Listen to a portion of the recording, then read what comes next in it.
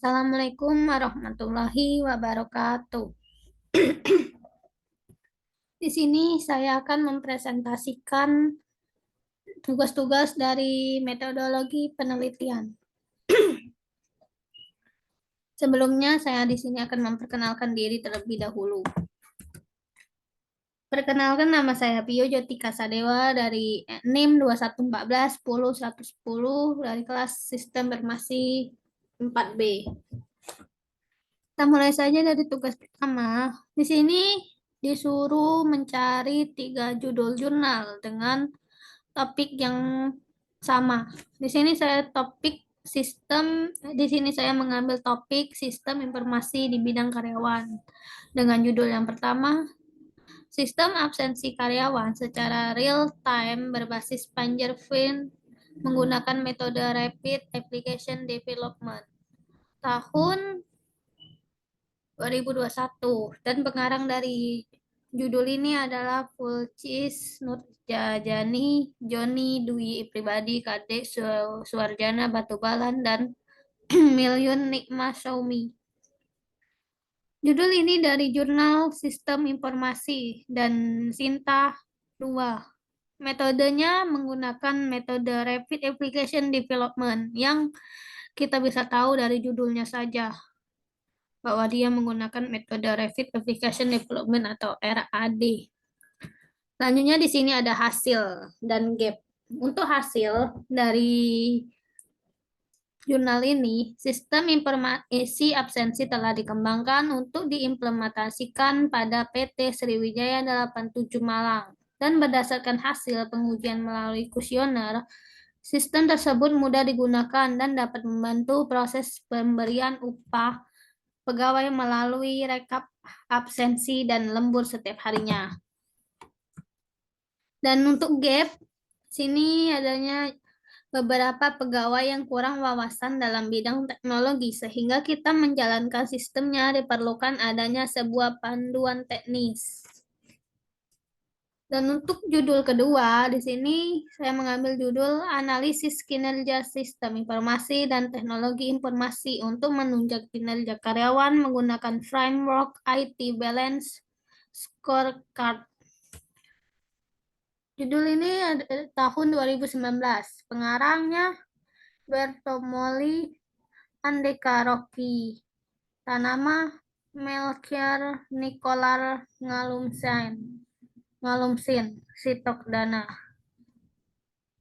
Judul ini dari jurnal Teknologi Informasi dan Ilmu Komputer atau JTIIK.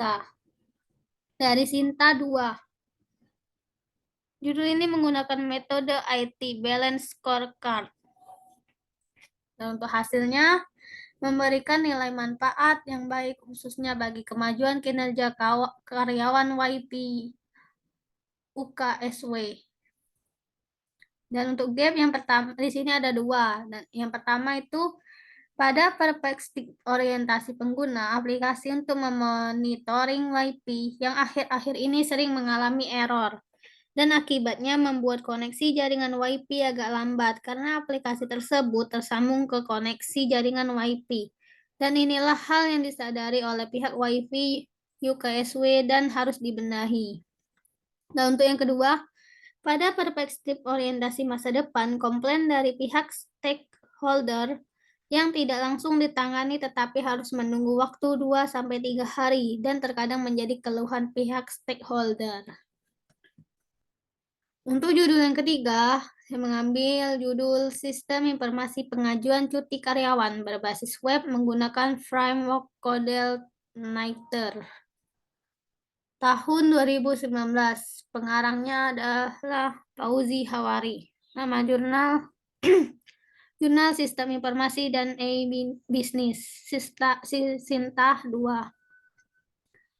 Menggunakan metode SDLC atau System Development Life Cycle. Untuk hasilnya, sistem dapat menghemat waktu karyawan maupun bagian hari dalam bagian HRD dalam proses pengajuan dan persetujuan cuti. User atau karyawan dan bagian HR bisa memproses pengajuan cuti secara langsung tanpa tatap muka. Diharapkan dengan adanya sistem ini, karyawan bisa menerima informasi tentang memperbaiki desain interface agar lebih menarik, memberikan sistem keamanan yang lebih kuat, menggabungkan dengan sistem pengajian dan sistem kepegawaian lainnya, persetujuan cuti dengan lebih detail. Dan untuk gapnya, memperbaiki desain interface agar lebih menarik, memberikan sistem keamanan yang lebih kuat, menggabungkan dengan sistem penggajian dan sistem kepegawaian lainnya. Itu saja untuk tugas 1. Tugas 2 ini sebenarnya. Kita beralih ke tugas 3. Di sini disuruh buat pertanyaan tentang judul yang kita cari. Sini saya memilih judul pemanfaatan visualisasi 3D pada multimedia interaktif dalam pengenalan penyakit demam berdarah tahun 2020. Pengarangnya Ganda Yogaswara dari Jurnal Teknologi Informasi. Dan untuk pertanyaan yang pertama itu ada apa? Di sini saya pertanyaan apa itu ada 3. Yang pertama, apa itu demam berdarah dengue atau DBD? Demam berdarah dengue merupakan salah satu kejadian luar biasa dalam dunia kesehatan di negara Indonesia. DBD adalah suatu penyakit yang disebabkan oleh virus dengue dan gejala utama demam tinggi, pusing, pendarahan pada kulit, nyeri otot dan sendi, mual, serta muntah yang biasanya kian memburuk setelah 2 hari pertama dan bisa mengakibatkan kematian. Penyakit ini biasa menyerang semua kalangan, mulai dari kalangan anak-anak hingga orang dewasa. DBD biasanya terjadi di daerah endemik dan berkaitan dengan datangnya musim hujan, sehingga mengakibatkan terjadinya genangan air dan dapat memicu perkembangbiaknya nyamuk. Dan yang kedua itu ada apa penyebab penyakit demam berdarah dengue? Jawabannya, DBD tersebut disebabkan oleh virus yang didatangkan oleh nyamuk Aedes aegypti, dikarenakan sanitasi yang buruk dan kebersihan lingkungan yang tidak terjaga. Yang ketiga, apa itu nyamuk Aedes aegypti? Nyamuk Aedes aegypti merupakan jenis nyamuk yang dapat membawa virus dengue, penyebab penyakit DBD. Aedes aegypti juga merupakan pembawa virus demam kuning, cikungunya, dan demam Zika. Dan yang kedua adalah di mana? Pertanyaan di mana? Di mana tempat nyamuk Aedes aegypti berkembang biak? Jawabannya, nyamuk Aedes aegypti umumnya memiliki habitat di lingkungan perumahan, di mana terdapat genangan air dalam bak mandi ataupun tempayan. Dan yang ketiga ada kapan? Kapan nyamuk DBD lebih aktif? Nyamuk DBD lebih aktif siang hari, namun dapat pula menggigit pada malam hari jika pencahayaannya baik. Dan yang keempat, ada who atau siapa. Untuk siapa saja visualisasi 3D ini dibuat? Jawabannya, diharapkan dengan adanya visualisasi 3D, masyarakat lebih paham tentang bahayanya DBD dan upaya pencegahannya.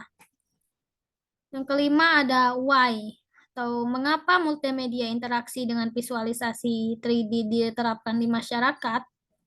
Jawabannya karena diharapkan agar lebih membantu masyarakat dalam memahami bahaya yang ditularkan dari penyakit DBD, sehingga masyarakat akan lebih peduli dengan kebersihan lingkungan dan diharapkan akan mengurangi penyebaran wabah DBD. Yang keenam ada how. Bagaimana? Bagaimana kesimpulan dari hasil penelitian tersebut? Jawabannya, berdasarkan penelitian yang telah dilakukan serta pembahasan-pembahasan sebelumnya, dapat disimpulkan bahwa perancangan multimedia interaktif pengenalan penyakit demam berdarah dengue dirancang dengan menggunakan Macromedia Plus 8 dan visualisasi 3D menggunakan Blender. Multimedia interaktif ini menampilkan pengenalan bahaya dan penanggulan DBD. Dan yang terakhir ada how many, berapa banyak. Berapa banyak masyarakat yang merasa puas dengan diterapkan multimedia ini?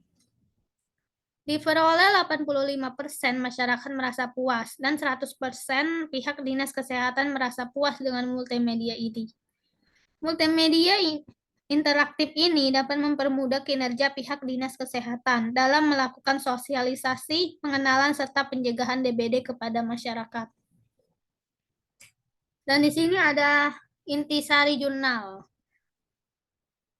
yang dibuat dari aplikasi Minmap atau bisa dibuat juga dari aplikasi yang lainnya. Di sini saya menggunakan aplikasi Minmap.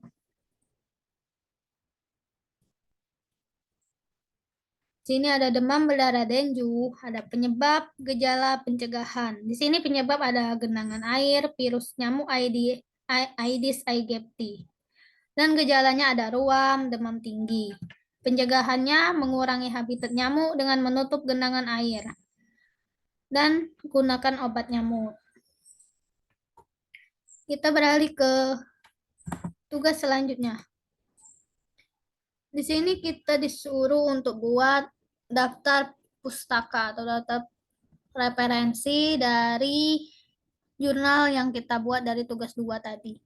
Sini saya memilih dengan judul jurnal Sistem Informasi Pengajuan Cuti Karyawan Berbasis Web menggunakan framework CodeLnighter.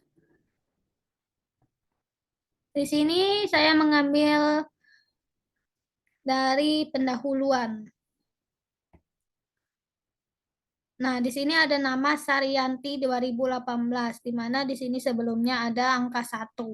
Artinya, sistem informasi cuti merupakan suatu sistem yang digunakan oleh perusahaan besar atau menengah. Hal ini dilakukan agar pemantauan kinerja karyawan atau pegawai bisa lebih baik lagi. Dengan begitu, sebuah organisasi atau perusahaan dapat berkembang secara optimal dengan memilikinya performa yang baik. Dari hal ini dijelaskan oleh Saryanti 2018, di mana kata-kata itu diambil dari jurnal Saryanti 2018. Sini saya nama Saryanti ada 2, berarti diambil dari jurnal itu. Terus selanjutnya di sini ada nama Budi Hartanti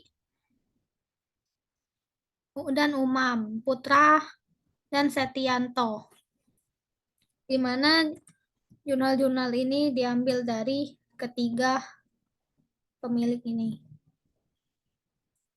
Nah, di sini ada nama Saryanti 2018 lagi, ada Orlando 2017 dan Rohendi 2015.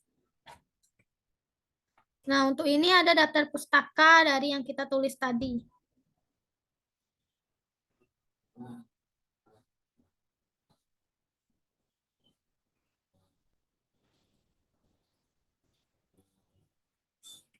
Untuk yang terakhir, di sini adalah bukti dari screenshot dari Zotero. Karena kita tadi sebelum menulis daftar pustaka, kita masukkan dulu jurnal-jurnal tadi di Zotero. Dan ini buktinya. Baik, mungkin itu saja yang bisa saya presentasikan dari tugas-tugas saya, dari tugas 2, 3, dan 4. Saya ucapkan terima kasih dan wassalamualaikum warahmatullahi wabarakatuh.